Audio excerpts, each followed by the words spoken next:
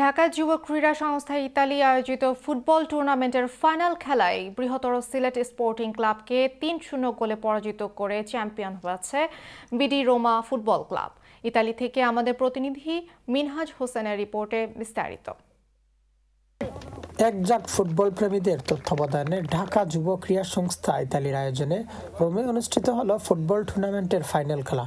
মোট ১২টি দলের অংশগ্রহণে ছিল এবারের প্রতিযোগিতা। ফাইনাল খেলাটিতে অংশগ্রহণ করে বিডি রোমা ফুটবল ক্লাব ও বৃহত্তর সিলেট স্পোর্টিং ক্লাব।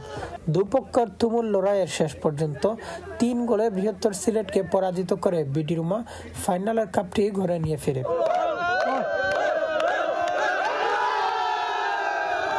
আয়োজক সংগঠনের সাধারণ সম্পাদক আলামিন উদ্দিন ও সাংগঠনিক সম্পাদক শামীম উদ্দিন আগামীতে আরো বড় পরিসরে আয়োজনকে এগিয়ে নেওয়ার অভিপ্রায়ে কমিউনিটির সকলের সহযোগিতা চেয়েছেন। সেই সঙ্গে দাবি ছিল নিজেদের জন্য একটি খেলার মাঠের। আয়োজনের প্রধান অতিথি হিসেবে উপস্থিত ছিলেন বাংলাদেশ দূতাবাসের প্রথম সচিব তরিকুর রহমান পাশা। তিনি বাংলাদেশি যুবকদের জন্য একটি খেলার মাঠের প্রয়োজনীয়তা দূতাবাসের সকল সহযোগিতার প্রদানের আশ্বাস দেন। খেলার মাধ্যমে মানসিক স্বস্তি, শারীরিক সুস্থতা ধরে রাখার পাশাপাশি একটি সুস্থ মানবিক বোধ সম্পন্ন মানুষ হিসেবে নিজেকে উপস্থাপন করতে পারে, এমনই বলেছেন উপস্থিত কমিউনিটির নেতৃবৃন্দ।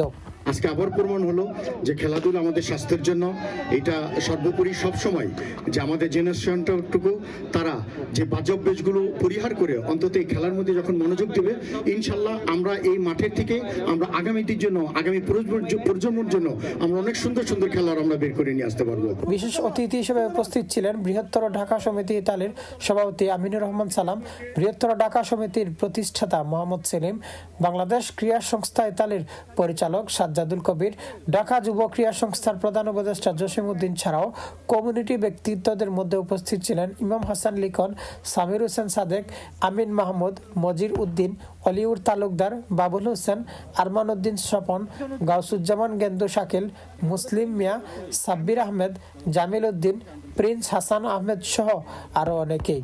এদিকে ঢাকা যুব ক্রীড়ার পক্ষ থেকে উপস্থিত ছিলেন বিজয়কর, রাজ কাজী, স্বপন হাওলাদার, মামুন রোবেল, আরিফ আহমেদ আরিফিন এবং খেলার ধারাভাষ্যকারের দায়িত্বে ছিলেন সাংবাদিক জায়দুল হক সুহেল। ইতালি থেকে Minhaj Hossain, channel S news.